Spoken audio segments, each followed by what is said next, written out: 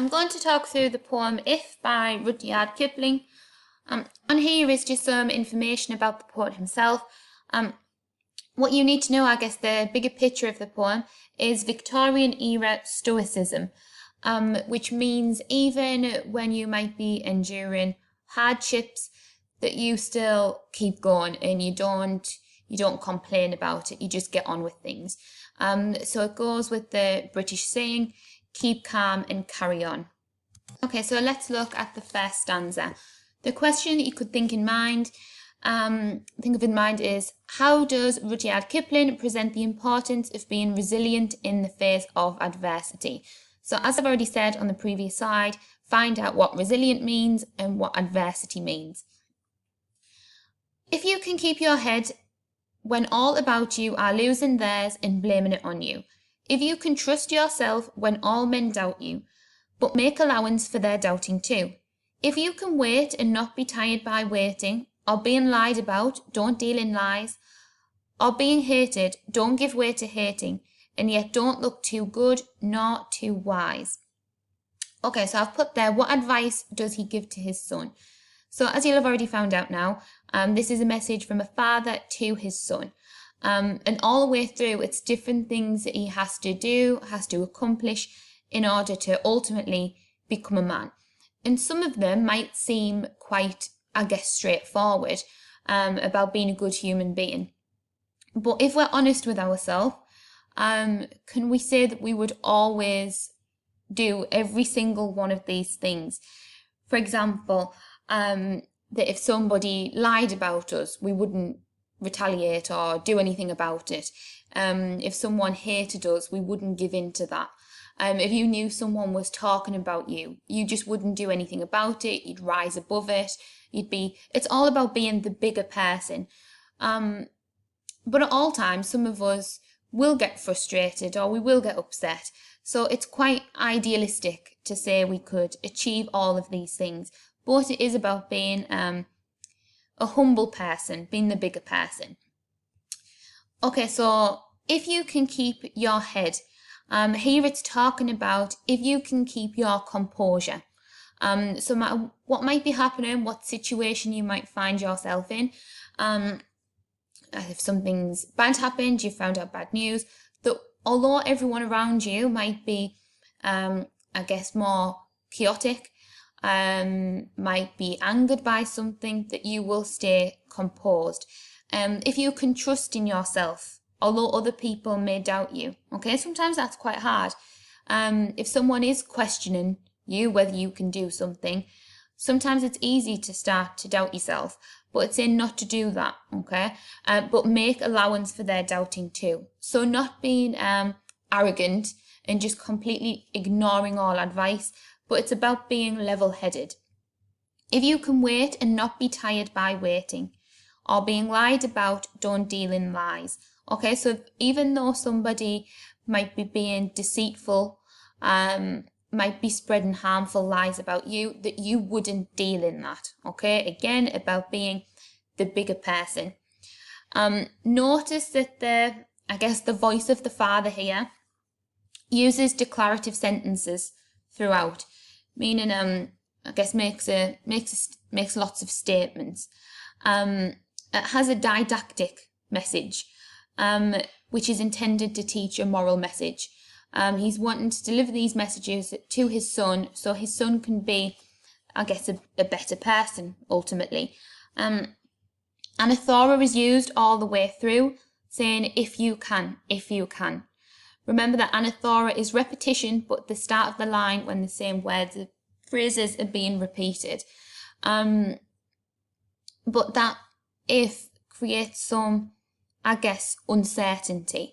Although we know he's speaking to his son here, so that direct address, the second person you, is him speaking to his son.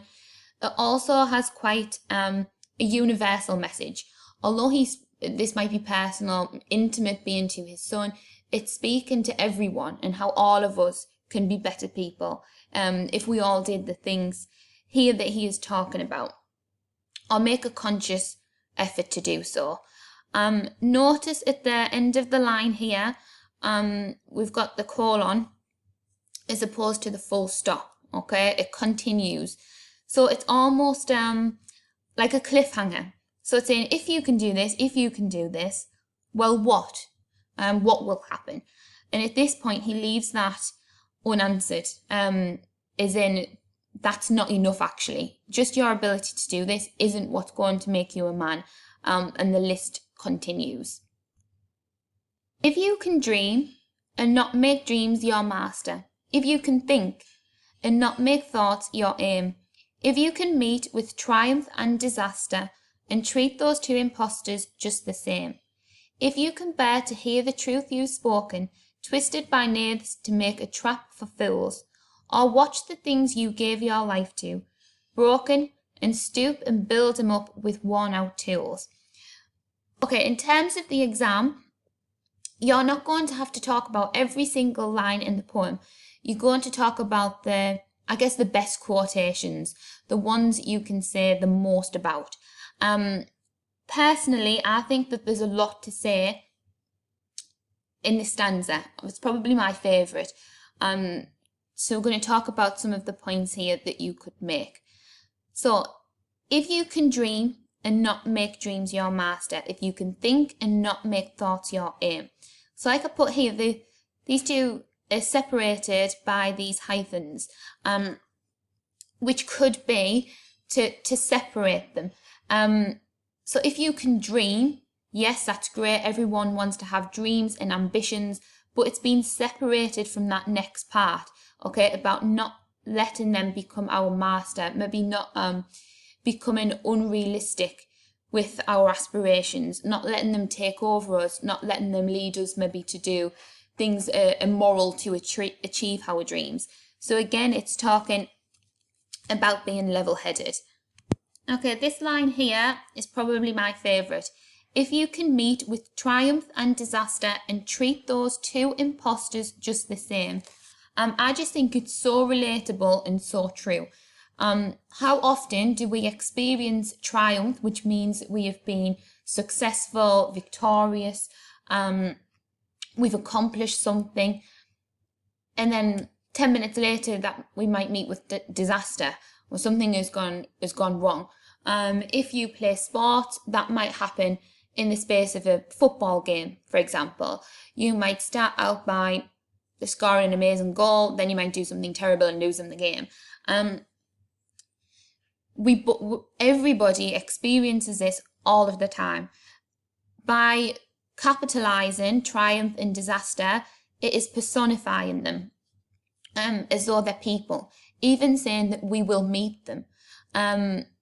It's as in it's guaranteed that we're going to meet both. It's a matter of life, but it's how we deal with it that matters. But also, it's if you meet with them, it's as if that meeting is only going to be fleeting, okay? So although we might have temporary success, we might also have temporary failure. And it's about not getting caught up with either one. For example, your teachers might say to you, don't get complacent, okay? Because you might have had a couple of level 9s, for example. They might say, don't get complacent, where you might start, get arrogant or think you don't have to try as hard. On the flip side, if you haven't done very well in a test and your teacher tells you to not give up and keep going, that is also, it's how you deal with disaster. Although disaster sounds a bit much, I guess. It's still about how you're going to manage those feelings.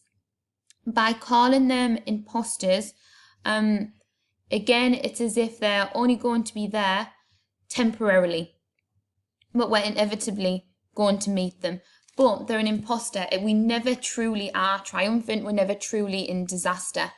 It's, I guess, maybe those feelings are maybe too extreme and not long lasting. This next line, if you can bear to hear the truth you've spoken, twisted by nails to make a trap for fools. Okay, I guess most people as well could relate to this, where something that we have said has been twisted. The words have been taken out of context, or someone's just said that we've said something that we haven't. I guess this has happened for most people. but it's still saying that you're able to not accept it, but I suppose to bear it without retaliating. I mean, that's very, very hard to do, to know that someone has twisted the words that you've said and to not actually confront that person or do anything about it. And again, be the bigger person. When I've asked you to look at those words, resilience and perseverance, I think that ties definitely to these couple of lines here. So to watch the things that you have gave your life to broken. Okay, so a dream that you might have had, something that you have made, something that you've accomplished, it all just going wrong. But having the ability to be resilient, okay, to persevere, no matter what hardships that you might have gone through, that you're going to pick yourself back up, and you're going to move forward, okay, and still be successful, even if it is with worn out tools. So the game pitch and toss, if you did have a go of it. When I did this with year 11s in class, they completely proved my point. They all started arguing with each other. They were trying to cheat, which is the point. Sometimes we do get competitive and we might lose our head a little bit. So it's saying here that if you do gamble, that you could lose everything and you'll just start over from the beginning.